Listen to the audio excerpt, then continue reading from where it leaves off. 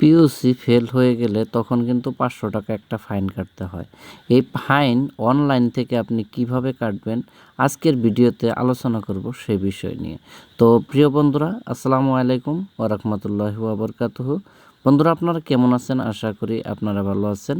তো আজকে দেখুন, অনেক গুরুত্বপূর্ণ, সবার বাড়িতে কিন্তু একটা করে গাড়ি বা হয়তো বাইক বা যেকোনো বাহনের ক্ষেত্রে আপনাদের সবার বাড়িতেই কিন্তু এইগুলো আছে।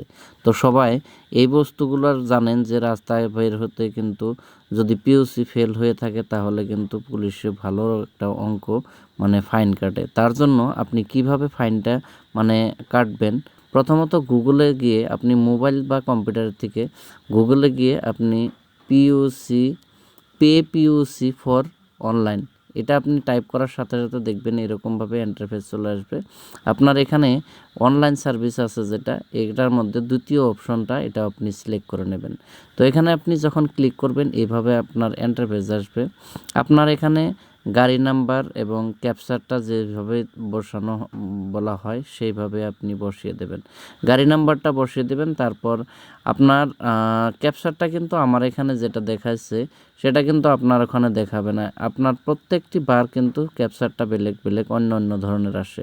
তো আসার পরে এখানে আপনি ফেস ডিটেলসের মধ্যে ক্লিক করবেন, দেখেন এইভাবে আপনার গাড়ির নাম সম্পূর্ণ ডিটেলস বেরিয়ে আসবে। তো এখান থেকে পে বলে অপশনের মধ্যে ক্লিক করবেন, ইগ্রেস সিলেক্ট করে নেবেন, তারপর টার্মস অ্যান্ড কন্ডিশন অ্যাকসেপ্ট করে সাবমিট ক্লিক করে দেবেন। তো অল্প আপনার লোডিং নেবে, নেট অনুযায়ী আপনার অল্প টাইম নিতে পারে। তো যাই হোক, যে হিসেবে নেট চলবে এখান থেকে আপনি পেমেন্ট গেটওয়ে যেটা আছে ৩ নম্বর অপশনটি এটা আপনি সিলেক্ট করে নেবেন। তারপর ইয়েস ব্যাংকের থেকে আমি সিলেক্ট করলাম, আপনি যে কোনো ব্যাংকের থেকে এখানে সিলেক্ট করতে পারেন। তারপর এখানে এগ্রিতে ক্লিক করে প্রসিড টু পে বলে আপনার অপশনটা ক্লিক করে দেবেন। তারপরে এখানে দেখেন একটা পপ আপ আসবে, এই পপ আপটা কিন্তু আপনি ফটো মেরে রেখে দিতে পারেন। তারপর আমি ওকে করে দিলাম, ওকে করে দেবেন। দেওয়ার পর অল্প লোডিং হবে, নতুন একটা পেজে আপনাকে রিডাইরেক্ট করবে, ঠিক আছে।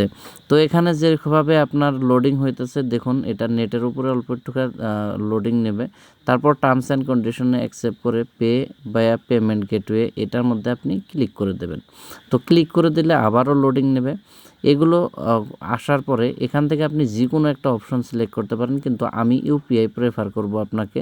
ইউপিআই থেকে সহজভাবে পেমেন্ট করা যায়। তো এভাবে ক্লিক করলে কিউআর কোডটা আসলো, আপনার ফোনপে, গুগল পে বা অন্যান্য যে কোনো ইউপিআই থেকে আপনি স্ক্যান করে মোবাইল থেকে সরাসরি এই পেমেন্ট করে দিতে পারেন।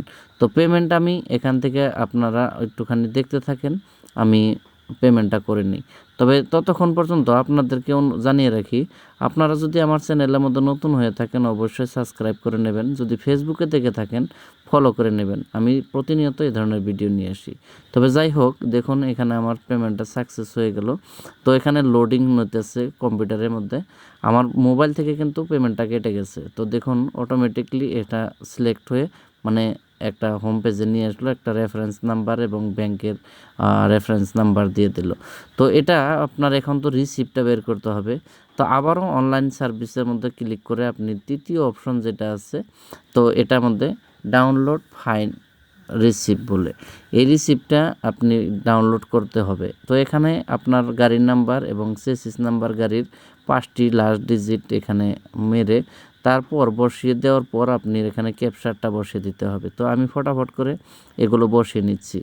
তো এগুলো বসিয়ে নেওয়ার পরে আপনি ক্যাপচারটা দেখুন, যদি অল্প বেশি দেরি হয়ে যায় তাহলে রিলোড মারবেন, এই যে তীরের মতো চিহ্ন দেখতেছেন এখানে রিলোড মেরে আবারও বসিয়ে দেবেন, ঠিক আছে। বেশি অল্প লেট হয়ে গেলে কিন্তু এটা কাজ করে না, তার জন্য এটা আমি বলে দিলাম। তো যাই হোক, এখান থেকে ভিউ ডিটেলসের মধ্যে ক্লিক করলাম, এখান থেকে ডাউনলোড অপশন চলে আসলো, ডাউনলোড রিসিপ্ট।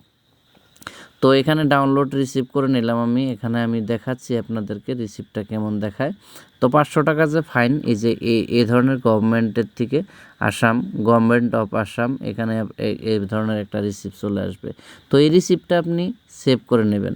আমি এখানে সেভ করে রাখতেছি কারণ আমার এটা হয়তো দরকার আছে, যার জন্য আমি এটা সেভ করে নিতেছি। আমার নিজের ফাইল কোথায় আমি রাখবো সেটা আমার নিজের অনুযায়ী আমার কম্পিউটারের মধ্যে ফাইলের মধ্যে রেখে দিতেছি।